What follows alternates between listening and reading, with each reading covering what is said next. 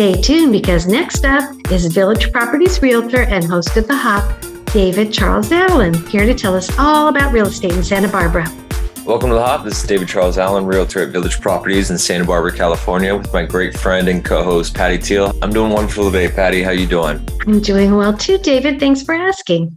Good to hear. We got sunny skies back here in Santa Barbara. Temperatures looking ahead through the mid 60s. So typically what we're used to this time of year. Oh, I love 60s weather. It's just a little bit brisk and cool in the morning, but not too hot. Yeah, it's been pretty chilly at night too. So once the sun goes down, we're getting in the pretty low temperatures as well.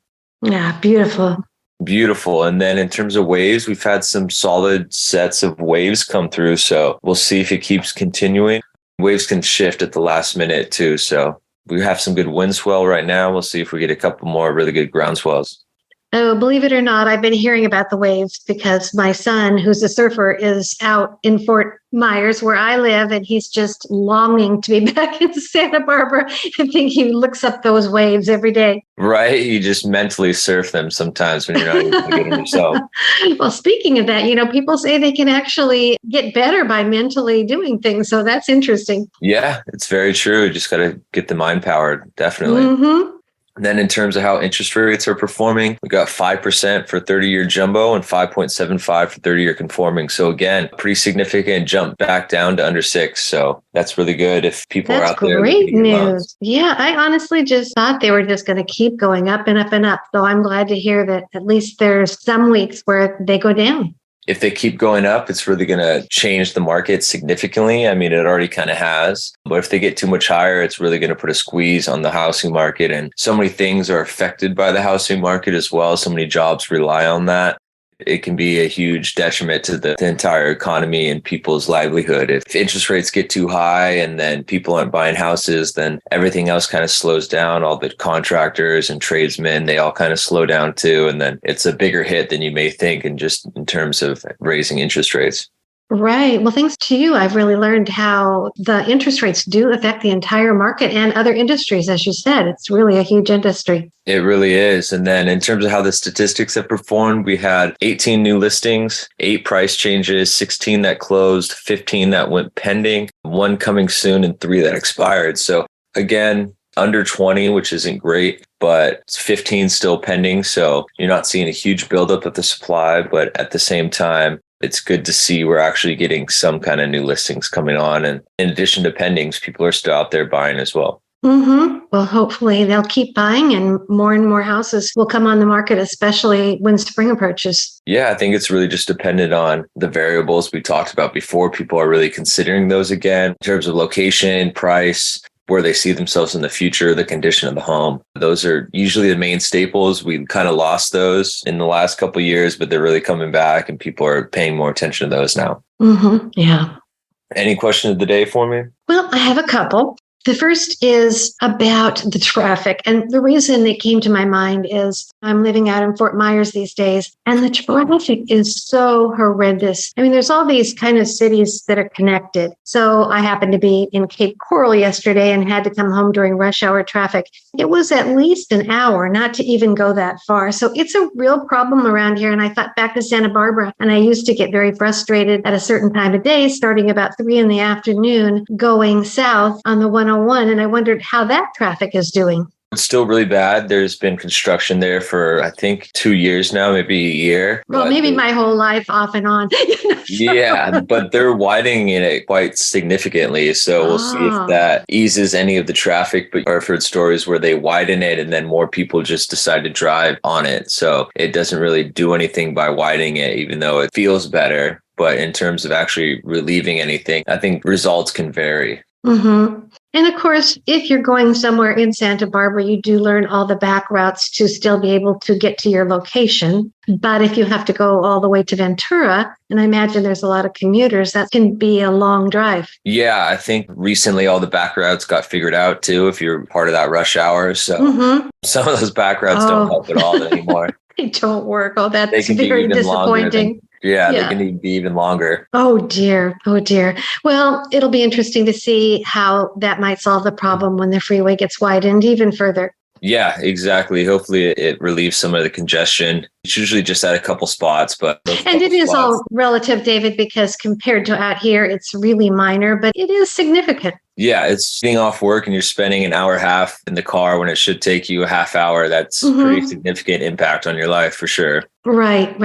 And then the next thing I wanted to ask you about are ADUs. And the reason it came up, my friend said she's building one in her house or property. She has about 3 acres, so she has plenty of room. And she's thinking ahead to when she gets older, so perhaps they can have a caretaker on the property, or a caregiver, I should say. But there's all sorts of reasons. And I wondered if you could give us a little synopsis of what they are and what they're used for. Well, ADUs can be great if you're looking to offset some of your mortgage payments. Sometimes they are costly, though, to build out, especially if you're doing it from the ground up. So rate of return is going to be varied depending on how much it's going to cost and how much you're able to earn an income. A lot of people do it in Santa Barbara, either converting a detached garage, or maybe they had like a granny flat in the back and they end up converting that. So if you already have kind of a structure, it's going to be possible to change it into a livable place and recoup your investment a little bit quicker.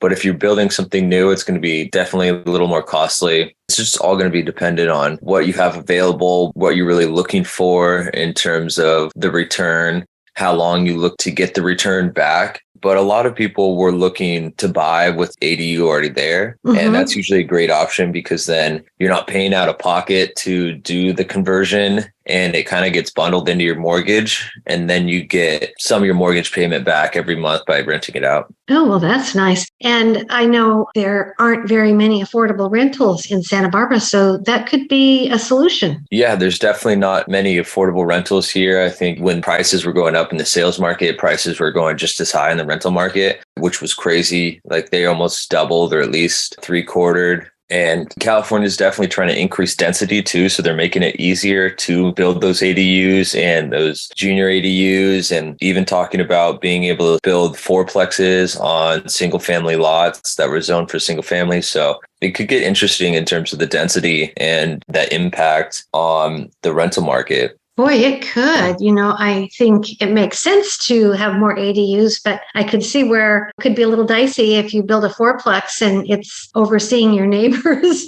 yard. There could be all sorts of repercussions to it. Yeah, I think it's interesting too. We talk about your great lead questions in terms of traffic, and then here we are trying to increase density when we can't even support the system that's already here with the people that's here. And in addition, I think a lot of people have that mindset like, oh, we increase density, we build more fourplexes, we build more apartment complexes, it will get cheaper to rent because there will be more available. And that's just never how it works. It's always... Oh, shoot. Sounds good, but I know there's all kinds of things to take into account. And I'm surprised that there's a state law that each home can build at least one ADU. So I guess you don't have to have a huge 3-acre property to do it. It could be a normal size tract home lot. Yeah, you can even do 2 ADUs. You can build an ADU in the backyard, and then you can do a junior ADU and convert your garage. So you can have 3 units essentially on any lot right now. And I think they're talking about being able to split your lot too. So if you have a half acre, you can split it to 1/4 acres and have 2 single family homes. And then you can do junior ADUs and ADUs on each one of those. So yeah. No idea. And what are junior ADUs? Are they like studios? Junior ADUs just means it's attached to the main home, and ADUs means it's separate. I see. Gosh. Well, thank you for sharing that. And are permits easy to get? Or do they take very long? That was kind of the process too. They used to take quite some time, but with all the legislation, they forced quicker access to response times.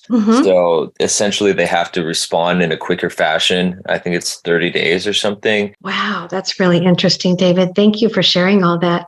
And then how are the fur babies at home? Everyone's doing really great, loving life. Big dogs love the rain. Bailey, not so much. Cats, not so much. But big dogs wanted to be outside all the time. Oh, that's great. Then they have that wet dog smell. But, there's always pros and cons to everything. Right. Yeah. I got to thinking about what your household must be like when you come home, because I was gone all day yesterday. And when I came home, Ollie was so excited, just running round and round the house, up and down the couch. He was just beside himself. And then I thought, I wonder what David's house is like with Bailey, Moose, Jazz, and perhaps the kitty. How do they greet you when you've been gone a while? Oh, it's crazy. They all want to jump on me, and Bailey's doing spins, and the big dogs are all running into each other, biting each other, trying to get to whoever's coming home. And it's hilarious. You need to have a video camera set up, David, so I can see that. Right. Yeah. And sometimes they're extremely loud too because they're so excited. So how cute. Nothing like being loved by your pets. Exactly. Right. Yeah. Well, thank you, David. You were just a wealth of information as always. How would people get a hold of you if they're interested in learning about anything real estate or working with you? Yeah, my number is 805-617-9311. And my email is david@davidcharlesallen.com.